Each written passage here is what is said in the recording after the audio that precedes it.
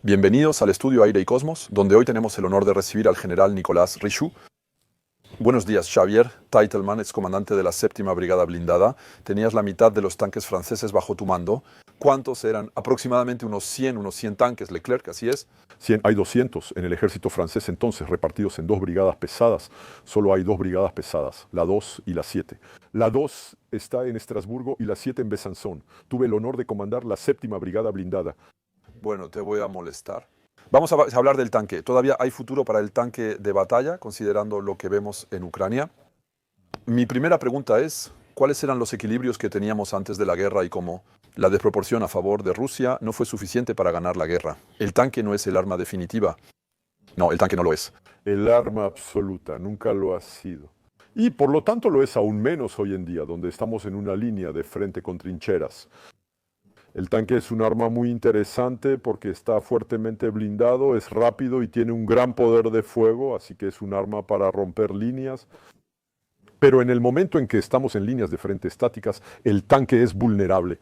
En resumen, cuando el tanque está estático, es vulnerable a la artillería, la aviación y, como hemos visto durante esta guerra, ahora también a los drones. Entonces, su utilidad en una línea de frente estática, efectivamente, está muy degradada actualmente. Eso es absolutamente cierto. ¿El futuro del tanque está en riesgo? No lo creo. Porque si mañana hay una ruptura y queremos ganar la guerra, en algún momento habrá que romper las líneas. Y para lograrlo se necesitará blindaje. Entonces, probablemente en condiciones un poco diferentes a las que hemos conocido hasta ahora, porque el dron es un verdadero problema para el tanque hoy en día, pero aún se necesitará personal bajo blindaje para poder realizar este avance en profundidad. ¿Quién permitirá a uno u otro? Hoy no podemos saber quién ganará.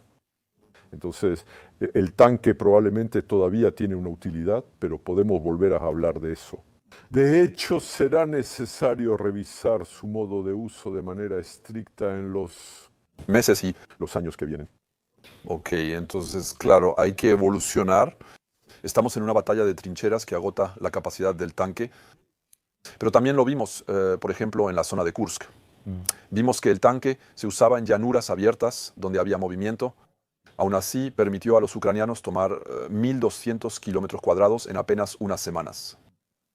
Entonces vemos que todavía existe ese potencial, pero si mañana nos enfrentamos a guerras estáticas, móviles, con trincheras, estamos obligados a tener tanques que simplemente sirvan como piezas de artillería más o menos fijas, móviles en la retaguardia. Realmente podríamos imaginar que podamos obtener cientos de tanques de nuevo, que puedan lograr una ruptura y causar su efecto, como lo imaginábamos. En las doctrinas. Entonces, en defensa, el tanque tiene como utilidad, es decir, puede servir como reserva, pero para protegerlo debe estar en la retaguardia, en la base del abanico del frente, para poder intervenir en un lugar del frente que esté amenazado. Esa será su primera utilidad. Si lo usas como artillería justo detrás del frente, hay muchas posibilidades de que eventualmente sea destruido. Pero cuando hablamos de una ofensiva, la ofensiva y la ruptura, hay dos fases en una ruptura. Hay tropas que van a abrir el frente enemigo, así que se necesitan muchas tropas. 3 a 5 contra 1, así que abrir el frente enemigo, abrirlo así, como una pinza que se separa. En resumen, esto necesita tiempo, es una gran masa y posiblemente con pérdidas, una fuerza considerable. Cuando el frente está abierto, esas tropas usualmente ya no tienen fuerza para aprovechar la situación. Y entonces es ahí donde, si el frente está abierto, los tanques se lanzan por la brecha y pueden, en ese momento, explotar en profundidad.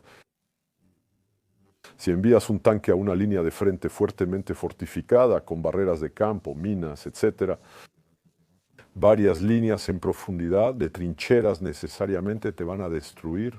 Entonces no puede ser el tanque el que provoque en algún momento la ruptura. Va a ser la artillería, van a ser los AIMARS los que van a limpiar los campos de minas con submuniciones que van a intentar abrir un poco el terreno al frente. Y en ese momento la ruptura puede ser posible. Por eso es que hoy en día vemos más bien bulldozers, sistemas de desminado, absolutamente. Muchos hombres a pie, luego llegan los tanques. Así es. Entonces, Creo que lamentablemente hoy en día la ruptura es más bien la infantería. Los ingenieros son cruciales, al igual que la artillería, porque esta aplastará al adversario permitiendo el avance, mientras que los ingenieros se encargarán de desminar. Y cuando eso se haya hecho, bueno, en ese momento el tanque va a poder avanzar, el tanque sigue siendo vulnerable, ¿no? Siempre habrá drones, etcétera, pero al menos podrá hacerlo. Y a pesar de la derrota de Kursk, el tanque sigue siendo útil en áreas no fortificadas. Es decir, solo eso permite avanzar muy rápido, hacer 30, 50, 70 kilómetros en un día y de sorprender al adversario antes de que él tenga el tiempo de organizarse. Al observar la relación costo-efectividad y la eficacia de los Strykers, podemos evaluar su eficiencia. O en Francia, por ejemplo, el Jaguar. Nos preguntamos al final, ¿no podríamos tener piezas aún más ligeras, con cañones un poco más pequeños, pero con los famosos nuevos proyectiles perforantes y en mayor cantidad, por menos dinero? ¿No nos convendría apostar por la cantidad? Sí. Probablemente podemos tener piezas más ligeras y así hacer más. En escenarios de alta intensidad, el blindaje es crucial para proteger al combatiente, pero el Jaguar es un vehículo creado para ir a África, aerotransportable en un A400M, etc., pero que no está diseñado para combates de alta intensidad. El Stryker, por su parte, es un vehículo de combate, de infantería mecanizada, mientras que el Jaguar hoy en día no lo es. El vehículo blindado de combate de infantería. Yo tenía vehículo blindado de combate de infantería, tenía 3 regimientos de vehículo blindado de combate de infantería en mi brigada. Sí, son de ruedas, pero realmente pesados. ¿Quién es capaz de ir a buscar al adversario bajo el fuego de ametralladora protegiendo al combatiente? El tanque demasiado ligero, lo vimos con el Amixis reconocimiento que confundimos con un tanque. Cuando era capitán, comandé una unidad de Amixis reconocimiento. Es un blindaje muy pequeño, protege contra el 5.56, la 7.62, pero no más allá. Incluso la 12.7 empieza a penetrar. En efecto, si usan vehículos muy ligeros en una ruptura, los destruirán. El blindaje es absolutamente indispensable. Así que siempre hay que encontrar el compromiso entre la movilidad, el blindaje y la potencia de fuego. En un combate de alta intensidad, el blindaje siempre será crucial para un ejército que busca abrirse paso en algún momento. ¿Te imaginas en 10 o 15 años tener más drones terrestres pesados? Normalmente, tanques sin tripulación serían coordinados por un líder de escuadrón que estaría un poco más atrás. Sí, es posible, pero aún desconocemos las condiciones en que se realizará el MGCS. Pero el MGCS es el sistema principal de combate terrestre. El tanque del futuro que producimos con los alemanes será equivalente al SCAF que conoces bien. Es el avión del futuro que también estamos produciendo con los alemanes. Bueno, tendrá todo un entorno. Estará conectado con drones, tal vez drones terrestres, pero también drones aéreos que podrán volar al mismo tiempo que él, iluminar el terreno frontal y posiblemente combatir contra drones enemigos. Porque es bajo esa condición que el tanque estará protegido. Si el tanque avanza solo, sin protección, hoy en día será destruido. Un gran cambio en el campo de batalla actual es que ya no es posible protegerse a sí mismo. Es muy complicado y ya no hay protección, o sea, ni de día ni de noche. En mi juventud, cuando estábamos en un tanque, realizábamos una maniobra. Ponerse en medio de un bosque o detrás de una colina era suficiente para estar relativamente a salvo de los disparos. No había aviones por todas partes, ni helicópteros. De vez en cuando había algunos, tomábamos riesgos, pero era bastante limitado. Hoy en día, sin importar el momento, un dron puede llegar, soltar una bombita por las escotillas y luego destruir un tanque de 10 millones de euros con una bombita, y los drones pueden costar solo unos cientos de euros. Eso es una realidad. Esto es muy agotador para el combatiente, ya que la amenaza es proteiforme y viene de todas partes, todo el tiempo. Y por otro lado, el tanque del futuro estará mucho mejor protegido contra esas amenazas gracias a todo el entorno conectado que tendrá con él. Entonces eso significa dos cosas. Implica que hay más equipos cerca Para él. Proteger con sistemas de defensa antihidrógeno y También más caro, así que eso también significa una carrera, por supuesto, nunca hay que olvidarlo. Los equipos y eso se han utilizado desde la Segunda Guerra Mundial. Producir un T-34 o un Sherman no es lo mismo que producir un Charles Leclerc, un Challenger o un Abrams. Cuesta mucho más caro y la conectividad que se producirá mañana costará en cada sistema de armas. Y en realidad es un sistema de sistemas. Nosotros conocemos los sistemas de armas, ¿no? Pero va a haber sistemas de sistemas, es decir, sistemas conectados con otros sistemas que permitirán protegerse colectivamente, de crear una especie de burbuja al final que permitirá avanzar. Sin embargo, esto será muy costoso para los ejércitos, por lo que es absolutamente necesario aumentar los presupuestos de defensa. Entonces, parto del principio de que acepto la idea de que el tanque todavía será útil mañana. Pero por otro lado, ¿no disminuirá su importancia relativa en el contexto de un combate en favor de una masa más grande? ¿Otros pequeños equipos que lo acompañarán? ¿Ya no será la pieza central? No lo creo. Que seguirá siendo una pieza central. Porque cuando se va al terreno, en algún momento están obligados a tener tropas en el terreno que vayan ahí. Los drones no ganarán la guerra, incluso los no tripulados pueden ir directo hacia adelante. Pero en algún momento hay que ocupar el terreno. Así que siempre necesitaremos hombres que acompañen. Entonces, de todos modos, creo que el peso de los drones, o sean terrestres o aéreos, va a aumentar para ahorrar vidas humanas. Pero en algún momento, si queremos conquistar, si queremos ocupar la trinchera de enfrente, cuando estemos ahí, no la equipamos con drones. Se necesitarán hombres en el sitio. Y además, siempre está la problemática del lugar central, del hombre que toma las decisiones en el combate.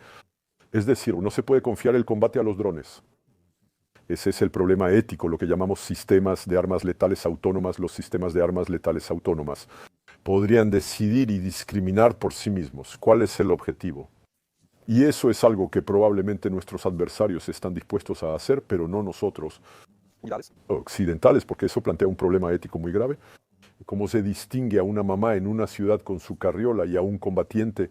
Por ejemplo, al observar el terreno y hablar del MG6, nos situamos en el horizonte de 2045. ¿Hay elementos concretos de evolución que veamos en Corea del Sur, en Rusia, en Ucrania, en Estados Unidos? ¿Existen cosas actualmente que te hacen pensar eso? ¿Hallamos una pista y una guía? ¿O simplemente debemos protegernos y blindarnos más, ser más capaces de detectar los drones y que realmente no se espera una revolución? Entonces, es difícil de decir. Creo que los trabajos sobre el MGSS no están lo suficientemente avanzados para poder afirmarlo. Siempre existirá una plataforma similar a un tanque, independientemente de cuál sea. Yo creo que eso no será una revolución, no pienso que eso sea una revolución. En cambio, lo que sí va a ser la revolución es el entorno, efectivamente, es la conectividad, cómo la usamos, como, por ejemplo, drones que protegerían o atacarían a los drones enemigos, o que serían capaces de reconocer y apoyar al tanque como unidades de reconocimiento. Ayer, varios kilómetros adelante para reconocer amenazas enemigas. Eso es realmente lo que va a cambiar. Ahora, el tanque siempre será necesario, probablemente seguirá siendo de orugas, siempre habrá una tripulación adentro, siempre tendrá un cañón. Probablemente esté optimizado con muchas características, pero no creo que sea revolucionario. Eso no es una revolución. La revolución no radica en el sistema de armas, sino en el sistema que lo acompaña. Entonces, es el sistema de sistemas el que realmente va a traer un cambio muy grande. En el campo de batalla, incluso en el Leclerc Evo, la evolución después del XLR se vuelve a incluir un cuarto hombre para gestionar el ecosistema circundante. Sí, es decir, el problema de todo esto es que cada vez va a ser más necesario ser un politécnico para manejar un tanque en funcionamiento. En realidad son pantallas, etc. Hay que hacer muchas cosas al mismo tiempo, así que realmente es muy complicado. Será caro y al mismo tiempo va a requerir personal. Una mayor tecnicidad, ¿no? Una tecnicidad que habrá que ser capaz de manejar bajo el estrés de la batalla. En resumen, no es simple. La tecnología no debe matar el combate. Estar concentrado en la pantalla es similar a cuando usas el celular. Ya no prestas atención a lo que sucede a tu alrededor. No permitas que la tecnología arruine el combate. No te obsesiones tanto con la pantalla que no veas al adversario frente a ti. Al final, las tecnologías muy avanzadas no terminan costando demasiado caro cuando nos las imponemos. No hay un riesgo frente a un país como Rusia, capaz de producir mucho de baja calidad aceptando pérdidas. ¿No existe al final el riesgo de perder esta guerra? Eso significa que la cantidad sigue siendo un elemento importante, ¿no? A pesar de todo lo que se pueda decir. Pero eso también implica que la tecnología, cuando no se tiene en cantidad suficiente, permite compensar muchísimas cosas. Pero no hay que olvidarlo, cuando se quiere avanzar, la cantidad sigue siendo un elemento fundamental en el combate, sea lo que sea que digamos, ¿no? Y también la aceptación de las pérdidas. Porque no se puede decir que vamos a avanzar, que vamos a ganar una guerra estando protegidos en un tanque y además sin tener pérdidas. Un avance en un frente en Ucrania inevitablemente consumirá una gran cantidad de hombres. ¿Están nuestras sociedades occidentales listas para aceptar pérdidas de ese tipo? Y entonces, con nuestros 200 tanques, ¿cuántos se necesitan? Ahí nuestros 200 tanques, sí, efectivamente, es bastante poco. Cuando ves que ellos han perdido 1000, 1500, 2000 tal vez, 3000, 3000, ahora lo sentimos. Incluso estamos en 15.000, tal vez 20.000, en cuanto a todos los vehículos blindados. Pero entonces, sí, si tenemos 3000 tanques con 200, ya ves, aguantamos un mes, 2 meses tal vez, suponiendo que estén bien protegidos y que podamos preservarlos. Pero efectivamente, hoy en día, si aumentamos el presupuesto a 3.55, tal vez habrá que pensar en varios cientos de tanques adicionales. ¿Serán esas las decisiones que se tomarán? Hay otras opciones. Es claro que en la programación el ciberespacio es muy importante. Muy importante. Y que a menudo los aumentos de presupuesto, como podemos ver, la ley de programación que fue votada y cumplida es una de las primeras que he visto en mi vida que se ha cumplido. Pues bien, esta ley de programación es solo una recuperación en comparación con los años en los que estuvimos en austeridad. Recuerdo que en 2014-2015 el presupuesto de defensa debía estar en 31.000 millones de euros. Superamos los 50.000 millones y ahora estamos al 2%. Para alcanzar el 3.5 o 5% se necesitaría un presupuesto de 100 o 120.000 millones de euros. Habría que recalcular eso con precisión. Y entonces es otra dimensión. Es necesario que la nación esté dispuesta a consentir ese esfuerzo. Vamos, muchos tanques bonitos, más tanques para evitar tener que usarlos. Bueno, ahí están. Empaquen el parabellum. Si quieres la paz, prepárate para la guerra desde tiempos de paz.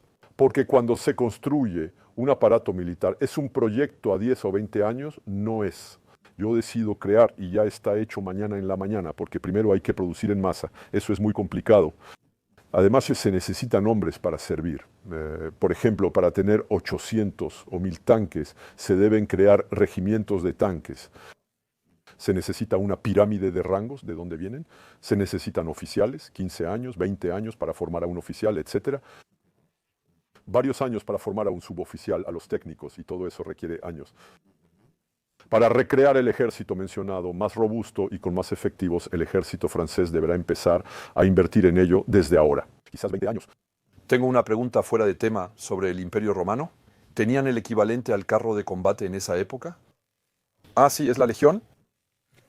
Muy claramente la legión es la herramienta de ruptura, es el legionario romano. Él tenía su entorno, ¿no? Un sistema de sistemas que yo llamaba el sistema de armas legionarias. Y el sistema de armas legionarias es la legión, que está hecha para la ruptura, así que el bloque que ataca, esos 6.000 hombres. Pero alrededor está todo el ecosistema. Hay jinetes auxiliares, pero auxiliares no significa que sean personas inútiles. Es crucial que hayan sido provistos por los germanos, galos, entre otros. Había arqueros, varios miles de arqueros que a menudo eran proporcionados por los asiáticos, porque los arqueros asiáticos podía desplegar casi 500.000 de hombres, incluyendo honderos y todo tipo de tropas. Y entonces, efectivamente, el ejército romano era un verdadero ecosistema en cuyo centro. Pero el ejército romano no es solo la legión, es todo eso. Entonces, ellos realmente inventaron el combate combinado de armas. Tenían agrupamientos tácticos combinados en esa época. Sí, eso es lo que llamaban las vexilaciones. Y entonces eran capaces de formar, a partir de las legiones y los auxiliares, unidades móviles con los componentes exactos que necesitaban para cumplir una misión. Hoy en día a eso se le llama un agrupamiento táctico interarmas, antes conocido como una vexilación. Realmente no hemos inventado nada. El combate interarmas moderno, artillería, ingenieros, caballería, infantería, etc. Eso fue inventado por los romanos, de eso no hay duda. En el centro de todo eso, el carro era la infantería romana. Tenían el concepto del carro, pero estos llegaron un poco después. No está del todo bien en general. Gracias, esperamos que les haya gustado. Nos vemos pronto en el estudio Recosmos.